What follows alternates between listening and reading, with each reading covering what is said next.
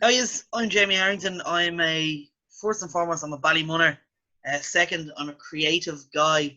And third, I'm an all-round mad sausage. It was funny, Jamie. I was kind of trying to figure out how you would actually introduce yourself as well. And a slight disclaimer: I know Jamie for many many years. In fact, I think I probably know Jamie since before he was born. Well, it certainly feels like that. Um, Yeah. Jamie, just talk to me about because you've been involved in so much throughout your life. What kind of fires you? What sparks you? And I like making a difference. I like knowing that small action that I make can make a huge difference and start a ball rolling in a community. So like it's something in me that just goes, I feel great after that. And what is it about? What is it about the community of Ballymun that you love so much? It's the best community in Ireland. like I mean, like I don't know what I love. People say to me all the time, "Oh, you must hate being from Ballymun," the drugs and the crime, and I go, "No, I love it. It's what makes Ballymun home for me. That you can talk to someone who's after doing 10 years in prison, but come out and wants to change his life, and he's coming to you and saying, "Do you know any projects I can get involved with where I can share my knowledge of? Right, I went down a bad path 10 years ago, but I'm out now and I want to share my knowledge with 20, 16-year-olds and say to them, you don't want to go to prison. You don't want to be involved." And I love that Ballymun is full of people, like that, but also people like you, Mark, and people like anybody that works in Access. Like I love going into the cafe and meeting Marcella and Linda, and it's just such a wide array of people who know what they want. Yeah, and to talk to me about growing up. Like, were you kind of always into the arts and creativity, or is that something you kind of fell into? Um, like I've always been artsy. Like so, I've got a diagnosis of Asperger's syndrome, mild Asperger's syndrome, and ADHD. And one of the kind of pros of that is you're very artsy and very creative, and you don't like not being busy. You like being busy. So I've always found something to do, and you'll know that, Mark, from very early age. Like the Halloween festival, they were putting up the fences, and I was always there. I always wanted to help, or there was always something I wanted to do, and I always got my own way. And art, I never really found creativeness in art until I was about 13 when I met Emma Connors. And Emma, I remember, I'll never forget it. Emma said to me, "You're going to be great." And I just found it then. And Emma has a really funny one that I'm either going to be running the country or running Mount Joy in 10 years' time, or both. And And so, Jamie, you kind of became a big advocate for mental health over the years as well. And how do you balance that kind of online stuff to kind of protecting yourself? yeah, this is a question that always gets me. Like, I started off doing these videos as an outlet for myself to make myself feel better, and it turned into like 50,000 people a day looking at me. And I decided one day I wasn't feeling great, that I was going to use my social media power for good. I was going to start telling people, it's okay not to feel okay. I got involved in a national charity, and just mental health became my thing that I was passionate about, and still am very passionate about it. But I suppose how the question you asked me was, how do I look after myself really, and how do I shield myself? I've got good support systems.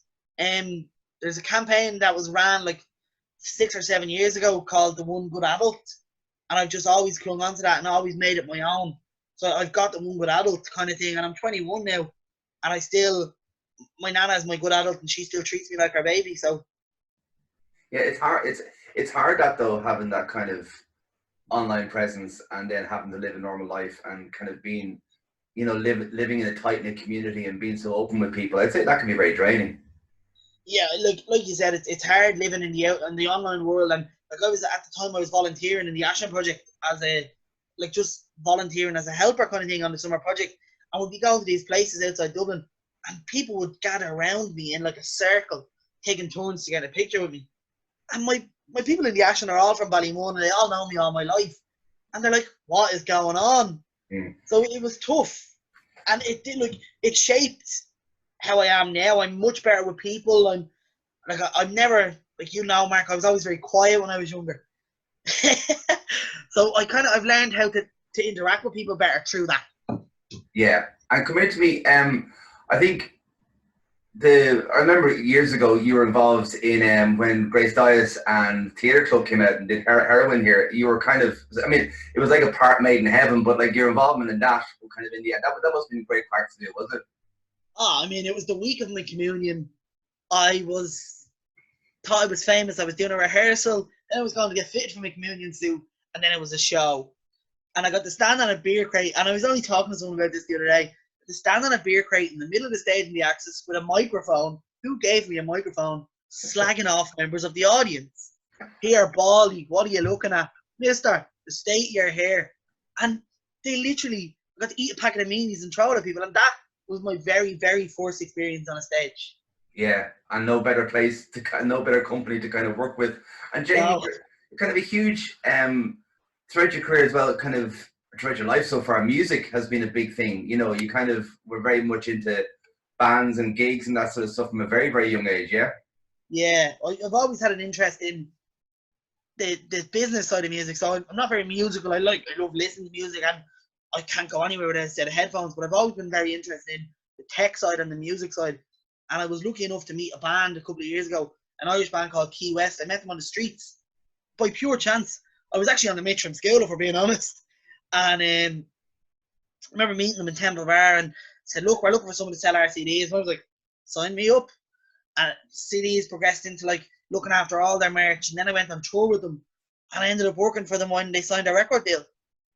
Wow. And what was that like? Ah, touring, like, you know yourself, you've toured as a director and an actor. It's amazing. It's the best experience in the world, but it's very lonely as well. I mean, you're living with five lads who you see every day, and it gets very lonely. You start to miss home. You become very homesick. We were going out for 4 weeks at a time, so I was missing my mum. I was missing Ballymun. Like, I've got a proper emotional connection to Ballymun. I think about moving out, and I feel a little sick in my stomach because this is home. So for me, it was lonely, but I learned to deal with it. Yeah. And I suppose going back to there, you're kind of talking about your home, and I think there's a great kind of family bond there. The kind of there's a lot of, I mean, your mother's involved in so much as well. Yeah, my ma's great. She's great. Like 3 years ago, I would have been saying, "Oh yeah, she's a pain in the arse," and I'm sick of listening to her asking questions. But now she's out there. She's running a soup run. She's feeding the homeless, and she's looking after those who need it most. And I couldn't be proud of her. Like, I look at her every day and I go, "Jesus, you're a pain in the arse, but I love you." And I do. Like, and she rings me with all these mad random questions. You know, if I wanted to ring someone in the council, knowing who I know who to ring, who would I ring? Yeah, here's his phone number, ring him. Like, even this morning, she come up to me, "Oh, your man that used to work at Ballymun." I said, "Yeah, what about him?" Got his phone number. I said, "Yeah." So, I mean, she's great. And is that something? I mean, obviously now you're working with the Ashling Project yourself. I mean, how's that like? I mean, you're still very young in that sense of working with younger people. Is that something you love, Jamie? Oh, it's what I want to do forever. I seen a thing the other day that someone shared on Facebook, and it was, do you know why I would love working with kids? Because they don't want to talk about politics. They want to talk about why dinosaurs are called T-Rexes. Yeah. And even I'm with the Ashland Transition Program, so our young people are a little bit older and they're going through secondary school, and they just understand life. Everything is in the moment with them. And for me, that's amazing. I'm a very in the moment person. And the Ashland Project took a big chance hiring me. I mean, they're sending me to college in September, which is amazing. I never thought I was going to go to college. I don't have a junior cert, and I'm very open, and I tell people all the time, I don't have a junior cert, and I don't have a leaving cert. And the Ashland Project said, "We like your vibe, we like what you do, come on board." So I'll always be very grateful for the Ashland Project. Yeah, I mean, for those that don't know, I mean, they do some amazing work around Ballymun, a phenomenal organisation. And maybe just talk a bit more about what you do there, Jamie. So the Ashland Project is an after-school program for young people in Ballymun who just need that little bit of extra love and support in their life, and sometimes not even. They just need, help making friends or help doing this or anything really. And they come to us after school and they get a nutritious meal, get some help with their homework, but they get, we do activities, we go kayaking, and we do all these amazing things. But we also do things that are just naturally human, like we sit and chat, and we make it like a little home for them. It's a home away from home. They can come in and be themselves, and they don't have to worry about being judged on anything they say. So I was a member of the Ashton Project when I was younger, and it changed everything for me. So, I mean, the Ashton Project has been changing lives in Ballymun for 20 odd years. Yeah. I mean, I think that's brilliant. The fact that you used to be a member yourself and are now getting an opportunity to see it from both sides. That's really interesting. Yeah, and when I started, like, I struggled when I started because I was like, I still wanted to be a young person. I was sitting in staff meetings on my phone, and I said to me, Jamie, get off your phone. So I'm adjusting now, like. Adjusting to adulthood. Yeah. And well, maybe talk about some of the other strings to your bows. I mean, when I said you're involved in music, you kind of went you broadcasting for a while as well, or like went you kind of mobile broadcasting. Yeah, I was with TV3. I was very lucky. TV3 spotted me online and decided they were gonna give me a go. And the TV world is very cruel in some ways. I mean, they sent me out and they put me on the street to ask all these questions to all these people. And then when they had no use for me, they kind of just went pop and dropped it. And then they found another use for me and came back to me. So I was lucky to get the opportunity, and I was on the 6 o'clock show for about 8 weeks, asking questions to politicians that they wouldn't normally get asked. Like, I think one of the best ones that people always quote me is Jim. Oh, your man Jim O'Callaghan was coming into the Dáil on his bicycle, and I was saying to him, "Give him sexy, Jim. Give them sexy." Talking about the photographers, and they always bring that one up anytime anyone talks to me about it. So TV3 was amazing. And it's funny because if you notice back in the over the years, like any videos you see of behind the scenes of gigs or behind the scenes of the camera pans, and there you are. It's like I remember watching, like, it was Glenn in the Ivy Gardens, I think, video. Oh, that story is my favorite. Go on. So me and my friend, who we were in town, and we decided we were going to go busking. Don't know where the idea came from. Neither of us could play guitar or sing, but we were going to go busking. And I got word that Glenn was playing in Vicar Street, or in Ivy Gardens. And do you remember he filmed his video out here? Yeah. So I had met Glenn through that, and he sent me the shop with 50 quid to get onion rings and chips for everybody. So I literally stood at the gate and I talked my way past 3 security guards till I got to Fiach with Glenn's manager. And then Glenn invited us up on stage and he gave us his passes and we were there. How did you talk your way past 3 security guards? Just, I know Glenn, and Glenn's from Ballymun, I'm from Ballymun, and if you just get me, you'll know me. And I remember going to Glenn at the end of the night. I was 14 or 15 at the time. I was at the ringing my man saying, "How are you? I won't be home till late. I'll tell you later." And my man's always there to support her. She's like, "All right, love, as long as you're safe." I remember going to Glenn at the end of the night and being like, we have no way home. And he was like, "What?" I was like, "Yeah, we were meant to go busking, but we ended up here, so we've no way home." And he just put us in a taxi. Me and my mate said to your man, "Bring him to Ballymun." I think that best encapsulates you, Jamie, and your kind of brilliant attitude to life is kind of just just kind of go for it. Come back to me and talk to me, because you've got a long relationship with here, and I think more recently around Halloween, and kind of, you know, I think your involvement in that festival has kind of shifted it, and it's kind of, to have a young person from Ballymun hosting it. I mean, it must be cool to be standing up there on that stage on Halloween night. Mark, you're going to think I'm only saying this because I'm on this with you, but it is genuinely the biggest privilege of my life. For the community every year to say, "Great job, Jamie. We'd love to have you back next year." For the people of Ballymun to go, "You represent us well up on that stage. We'd love to have you back," means more than anything to me. I remember last Halloween I come off stage and I was going out afterwards with the lads, and one of the lads says to me, "Why do you waste your time doing this? You do it every year." And I actually got really offended. I said, "This is not a waste of time. This is everything to me. This is what, on the 1st of November, I go, right, 12 months, we're back up here." Yeah. It's Halloween in Ballymun is the most special time of the year. Like, people will tell you that, you know, "Oh, Christmas is great in Ballymun, the lights go on," and Halloween is the most special time for me. It's when the community comes together in one space and we celebrate our Ballymunness. Yeah. We celebrate that we're a bit mad and we do things a bit differently, but we're the best community in the world. Well, I think that's, you're right on. Well, I'll be right on all those scores, but I think and it's even looking at your transition over the years to kind of, you know, being involved on the ground with groups to being on the stage. You know, I found online pictures of during this lockdown of, like, God rest him, Derek Fitzpatrick doing Elvis, and I think to have those, like, it is incredible. For those that don't know, October 31st is the place. Ballymun is the place to be, and it's a big community effort. I mean, the city council are involved. They put an awful lot of money and resources behind it, but then the community take over, and, like, from local youth services to the Ashling projects, to schools, to basic people, and it's massive parades, and there's also, you know, and I think that there's that. I mean, there's one magic video, and I might put the link of it after this. Is you and Ballymun Steve-O in Axis here talking about, you know, the Halloween, and I think that kind of encapsulates it all. That to me, so every year we say, oh, we need to get Ballymun Steve-O up, and we talk about it in every meeting we have, and then on the night you look at the list and there's no slot for him, but he just ends up on the stage, and I love that. Yeah. And I love that Ballymun Steve-O is now, like me, part of Halloween. And there was talk last year of it being my last year, and I was bringing in another host to train someone else in to take the reins, but that's not going to happen. Yeah. And for me, that was another big honour for me, that Axis handed me the torch and said, look, it's your time now to find somebody. We're sick of looking for somebody to go on with you. It's your time.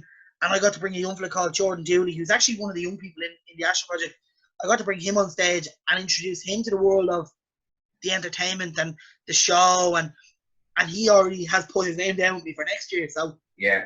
And Jamie, what is it, just going back to your kind of youth work and going back to kind of what you remember of it yourself, what is it that kind of you see in young people that you saw in yourself and that you want to kind of, you know, help? We are the future. Young people are the future.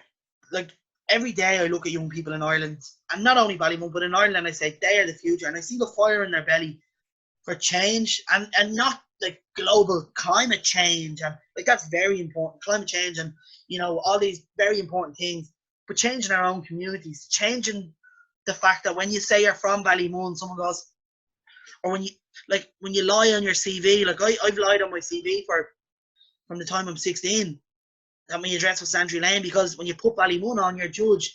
And I think young people now in Ballymun have a fire in their bellies to say, we are from Ballymun, we are proud, and we are a good community. And how do you think that, you know, on the ground level, I mean, I think, you know, there's a huge amount of brilliant work in all the youth clubs here, but there's also a huge amount of young people that are kind of grown up now into music or into the arts or into sports. Sports a huge thing in the community. I mean, for you, is there something that you've found through all those years you kind of go, God, yeah, that's really, have you developed new interests? Oh, so many. Like, if you had sat me down at the start of all this, Mark, and said to me, in 6 years or 7 years, Jamie, you'll be a youth worker, you'll be after being on telly, I would have said, no way. There's no way, like, I would do any of that. So arts, like I said, came to me, and if I had pushed it away, it would have never came back. One of those chances I just had to grab. And I think that's what's extraordinary about you, though, and I think you know that I think it's in this community. It's that get up and go attitude. It's that kind of sense of, you know, you built that yourself. Do you know what I mean? You kind of, I should say, sometimes by just keeping turning up, but there was a sense of searching the whole time with you. Yeah, for a long time I was searching for my place in this community. And Ballymun is very like that. You have to earn your place in the community. You don't just get given this role of community ambassador. And I hate using that word, but someone used it to describe me a few weeks ago, community ambassador. And I love it now, because I am an ambassador for this community. I am someone who is very passionate about my community. And you have to earn that role. And you have to, then once you've earned it, Mark, you have to respect it. And you have to represent the people of Ballymun properly. Like, we've got politicians that represent us. But if we don't have our own community members representing us and representing the things we do and the people we are, sure, we're nothing. Yeah. And, I mean, wasn't it a couple of years ago, as part of Dublin Culture Connects, or the Dublin cultural company, that you received an award for being an ambassador as well, wasn't that? Or you received... Yeah, so the drawing of myself from Neil O'Driscoll. Yeah, so about a year and a half ago, I got a phone call from somebody in Dublin Culture Connects, said, look, someone's after nominating you. And I was like, what?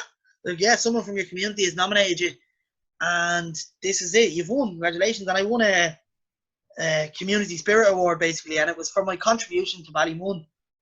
And at the time, I was kind of saying to my man, oh, but I don't do that much. And my man was saying, no, you do. Like, you do your own bits that you don't understand. And when I got that award, a woman came, and I remember we done it in the Axis Mark, and a woman came, and I'd never met her before in my life, ever, ever, ever. And she says to me, I see it around all the time, love, and you're just doing great things, and it's great to see a young fella in the area. And I actually was like, oh, thanks so much. Yeah. And I remember in the City Hall, they made me give a speech. When I say they made me, Mark, they didn't have to pressure me very hard. Yeah, and I remember saying, look, this is not about me and the work I do. It's about the work that this inspires people to do. Yeah. So we need to carry on this work, carry the torch. Yeah. So and that was one of many awards that Ballymun is going to win. So are you nervous about going back to college or going to college? I'm very, very nervous too. The attention span isn't great. It comes as part of the ADHD and the Asperger's. You don't have a great attention span, and then I'm also nervous about making friends. Like, I'm very confident, I'm very bubbly, I'm full of the crack in my own setting. But like college and even in an office, like I'm sitting at a desk every day now, I'm trying to do paperwork. I'm like, oh yeah, look at the sky. So I'm a bit worried about that, and I'm also worried that I'm gonna fail. Failure is there. It's very near, and it's very easy to fail. Yeah, but I suppose there's a few things in that. I mean, you're right to have those worries, but you can't do anything about them now. You kind of they may never happen. Also the fact of there's new habits, as you know yourself. There's new habits that can be kind of developed as well. And I think you more than anyone else will know that kind of fear is no help. You know what I mean? You can kind of and it stops so many people doing, even starting something, is the fear of what might happen. And I think that's a great. I remember speaking about this to someone recently about kind of going similarly, kind of go, I'm scared of this happening. And they're kind of going, well, it's not going to happen here, or it's not going to happen standing here. So why don't you kind of make that first step? And I think that's something that first step is always huge, isn't it? Yeah, and like that first step, I've had so many of those 4 steps. Even when you were talking about it there, Mark, the fear, it always comes back into my head. It brings me back to Ballymun. Like, I mean, the first step going on stage at Halloween. I remember Emma Connors. It was with Jackie Carroll. We were dressed as bleeding vampires. Was it a vampire? Dracula. And I remember Emma Connors just saying to me, "Go on, take the step on the stage. You can do it." And it's always that first step. Yeah. And I'm very lucky to have people in my circle that will always encourage me to take the step. Yeah. But I think as well, it's only when you make that first step and realize that it's not the step that's scary. It's the thought of making it that's scary, that you can kind of convince other people to make that step as well, Yeah, no, the thought of the step is scary. You take the step, you're over the little gap, and it's, oh yeah, there I am. It's like when you're getting on the train and there's that big gap. Yeah. Step over the gap, and once you're on the train, you're on the road. Yeah. I mean, I think that's because it's interesting in relation to the work you've done and the way you spoke about mental health. It's that same thing. It's not a big change the world. It's looking at your life in a different way, or trying to look at your life in a different way. Yeah, I mean, if you can't look at your life in a different way, you're just doing it wrong, and you just have to figure out how to do it. Really, it's like when I used to do school talks. I used to travel Ireland talking in schools about mental health. I used to talk to like 800 teenagers a day, telling them that it was okay to not be okay, and it's absolutely okay to ask for help. And I used to say the word, you just need to take that small step and ask for help. And once you ask for help, you'll be okay. Yeah. Things will get better. I mean, I think it's the exact same thing. You're just talking there about going to college and asking for help. It's just that it happens to so many people as they kind of just get trapped or freeze in themselves. And it's just kind of, I mean, I think that's, for me, what excites me a lot about, say, this community and the people in it, and say the arts and creativity, is like, it's that space of kind of going, Asha feck it. Do you know what I mean? Like making that step. What's the worst that can happen?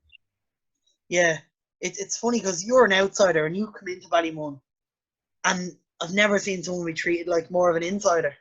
And that again is people taking the step to trust you as an outsider.